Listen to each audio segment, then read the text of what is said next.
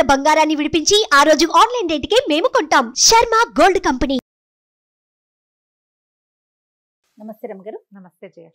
రమగారు, సంకటహర చతుర్థి దీని యొక్క విశిష్టత, ఆ రోజు అసలు మనము ఆచరించాల్సిన విధి విధానాలు, ప్రత్యేకమైన పూజలు అందరూ చేసుకోవచ్చా, ఏంటి రమగారు అసలు? ప్రతిసారి మాట్లాడదాం జయ. మనం ప్రతి సంవత్సరం వినాయక చవితి అప్పుడు ఇది చెప్తూ ఉంటాం. సంకటహర చతుర్థి అంటే నెలకి 2 చవితులు వస్తాయి. మనం ఎట్లా వెళ్తాం, మన కాలం ఎలా నడుస్తుంది, మంది డేట్ల ప్రకారం పోతుంది. అవును, 1, 2, 3, 4 నుంచి 30 దాకా లేదా 31 దాకా, కొండవచ్చో 27, 28 దాకానే. అంతే అంతే. అయితే మన హిందూ దీని ప్రకారం, భారతీయ పాత విధానం ప్రకారం చాంద్రమానం నడుస్తుంది. ఈ చాంద్రమానం అంటే చంద్రుడి యొక్క కదలికలతో మన డే మారుతుంది అనమాట. తిథులు అంటాం వాటిని మనం. 28 ఇవి ఎట్లా పోతాయి? 28 కాదు, పోనీ 29, 30 చేసుకుందాం దాన్ని. పాడ్యమి నుంచి మొదలు పెట్టుకుని పౌర్ణమి దాకా 15. ఓకే. అక్కడి నుంచి 16వ రోజు నుంచి మళ్ళీ పాడ్యమి నుంచి మొదలు పెట్టుకుని అమావాస్య దాకా. ఓకే.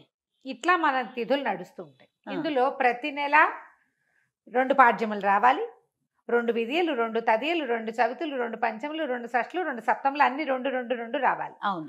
2 రానివి ఏమిటి? ఒకటి పౌర్ణమి, రెండోది అమావాస్య. అవి మాత్రం సింగిల్ డేట్స్. చతుర్దశులు, త్రయోదశులు, దశములు, ఏకాదశులు అన్ని 2 రావాల్సింది.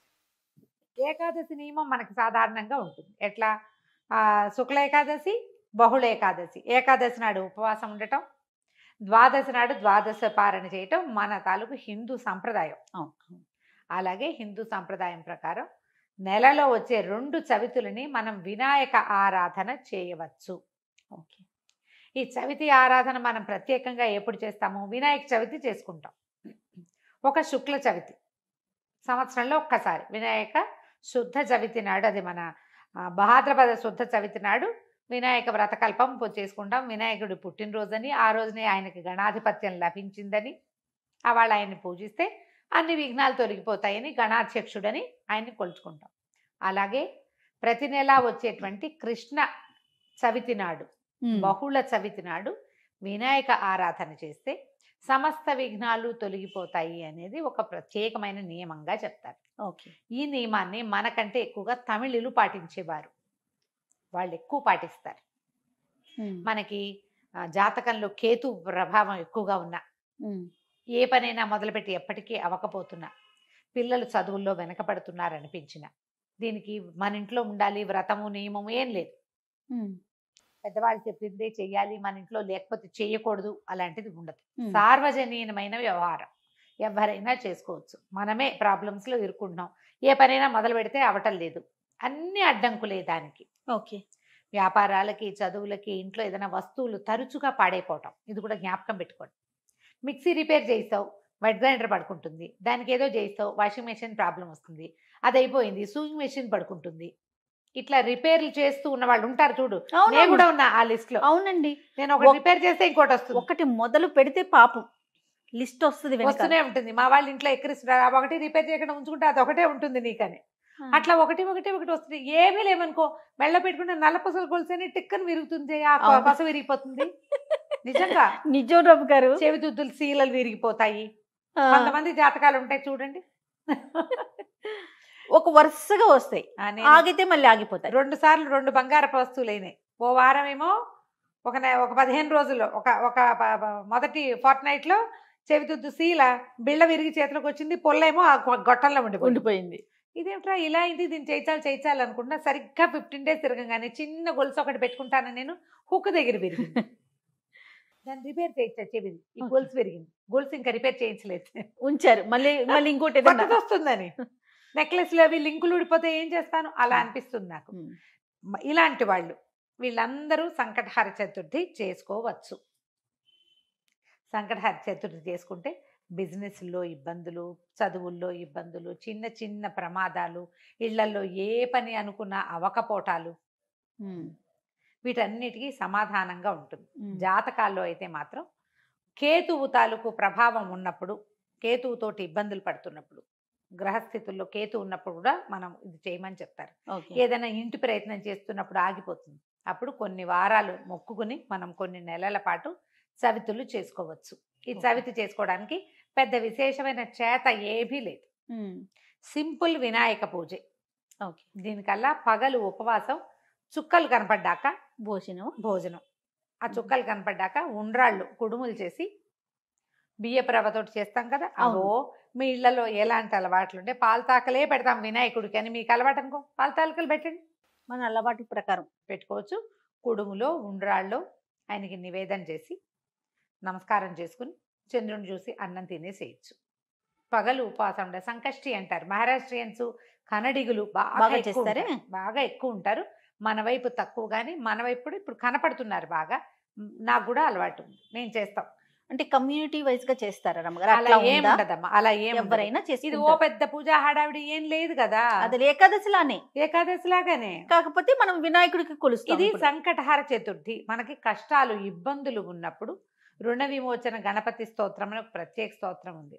ప్రణమ్య శిరసాదేవం గౌరీపుత్రం వినాయకం ఇలా స్టార్ట్ అవుతుంది.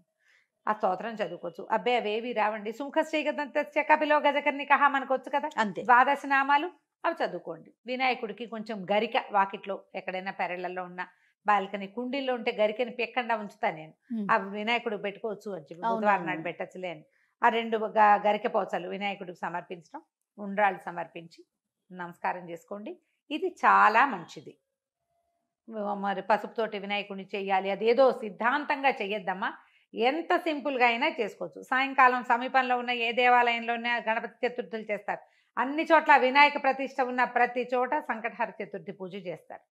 వెళ్ళి గుళ్ళో పూజ చేయించుకోండి, హాయిగా ఇంటికి వచ్చి భోజనం చేయండి, అంతే. కుడుములు ఏమైనా ఉండి మీ గుళ్ళో వాళ్ళు ఒప్పుకుంటే, ఆ దేవాలయం పద్ధతిని బట్టి కదా, ఒప్పుకుంటే మీరే కుడుములు తీసుకెళ్ళి స్వామివారికి అక్కడ నివేదన చేసి అందరికీ ప్రసాదం పంచిపెట్టండి.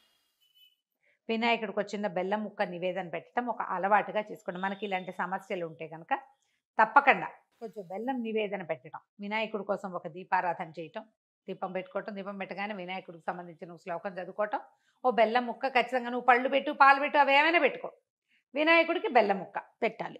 ఇలా నివేదన పెడితే మనకి చాలా సమస్యలు తీరుతాయి. ఇప్పుడు నవంబర్ 1 వచ్చినట్టుంది. అవునండి, అంతేనా? అవును. ఆ ప్రతి నెల చూసుకోండి, క్యాలెండర్లో ఉంటుంది. మీరు ఈజీ మెథడ్ ఏంటి, క్యాలెండర్లో నోట్ చేసి పెట్టుకోండి. ఇందులో మళ్ళీ ఒక స్పెషల్ ఉంది. మంగళవారాలు గనక ఈ చతుర్థి వస్తే చాలా విశేషం. అంగారక చతుర్థి అంటారు దాన్ని.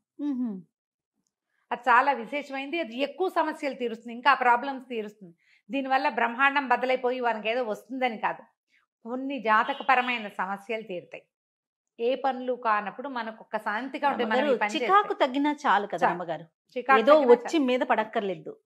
జస్ట్ మనకు ఉన్న ఆ చికాకు, ఆ బాధ, మనసు శాంతిగా ఉంటే అదే చాలు, అదే చాలు. అంతకంటే ఆటోమేటిక్ గా సమస్యలు పరిష్కారం అవుతాయి. అవును, అలా చేసుకోవచ్చు. మంగళవారం చతుర్థి వచ్చింది అనుకో, ఇంకా కంఫర్టబుల్గా ఉంటుంది. ఒక 40 చేయొచ్చు, ఇవి 40 చేయొచ్చు, 21 చేయొచ్చు, 5 నేను 7 లెక్క పెట్టుకుని కూడా చేస్తా. ప్రతి నెల సంకటహర చతుర్థి నాడు పొద్దున్నే మా అక్కయ్య నేను ఒకళ్ళు గుర్తు చేసుకుంటాం ఇవాళ చతుర్థి అని. ఓకే, జ్ఞాపకం చేసుకుని మా ఇద్దరికి అలవాటు ఉంది. నాకు కొంచెం వినాయక ఇవి కూడా ఎక్కువ కదా, ఎక్కువ శ్లోకాలు చదువుకుంటాను. నేను చిన్నప్పుడు చదువుకున్న తొండమున ఏకదంతమును కూడా చదువుతారు రోజు నేను, నాకు అది అలవాటు. ఎవరి అలవాట్లు వాళ్ళవి కదా, మీరు అలవాటు చేసుకోండి. ఏదైనా ఇలాంటి సమస్యలు ఉన్నప్పుడు ఇట్లా చేసుకోవచ్చు. ఇది కొన్నాళ్ళు చేసి మానేయచ్చా లాంటి ప్రశ్నలు వస్తాయి ఎంతసేపు. కొన్ని వారాలు నియమంగా పెట్టుకోండి, కొన్ని నెలలు, ప్రతి నెల సంకటహర చతుర్థి చేయాలి. 2 సార్లు సంవత్సరం 2 సార్లు వస్తుంది కదా.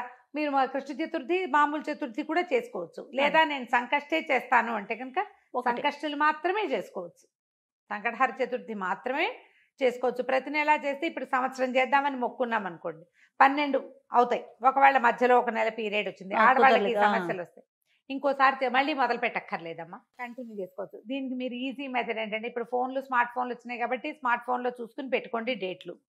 నేనైతే క్యాలెండర్లో రౌండ్ ఆఫ్ చేసి పెట్టుకుంటా ఇవాళ చతుర్థి అని. వాళ్ళు కూడా ఎర్ర వినాయకుడు బొమ్మ వేస్తుంటారు, అక్కడ వినాయకుడు బొమ్మ కనపడుతుంది, టీటీడీ వాళ్ళ దాంట్లో కనిపిస్తూ ఉంటుంది. సో గుర్తుపెట్టుకుని ఆ రోజున మీరు చేయవలసింది ఏంటి, వినాయకుడికి సంబంధించిన స్తోత్రం చదువుకోవటం, 2 గరిక పోచలు తెచ్చి వినాయకుడికి సమర్పించడం, కొంచెం కుడుములో ఏవైనా నివేదన చేయటం, పగలు ఉపవసించి చంద్రుడు కనపడ్డాక దండం పెట్టుకుని భోజనం చేయటం చేసి చూడండి. మీకు చాలా ఇబ్బందులు తొలుగుతాయి. పెద్ద విశేషంగా ఏదో మాత్రం కాదు, మంచిది. మీకు ప్రధానమైనది ఏంటంటే ఇబ్బందులు తొలుగుతున్నట్టు కనపడుతుంది కానీ. అది రైట్ అమ్మగారు. నమస్తే. నమస్తే జీ. సుమన్ టీవీలో మీ పర్సనల్ అండ్ బిజినెస్ ప్రమోషన్స్ కోసం కింది నెంబర్కి కాంటాక్ట్ చేయండి.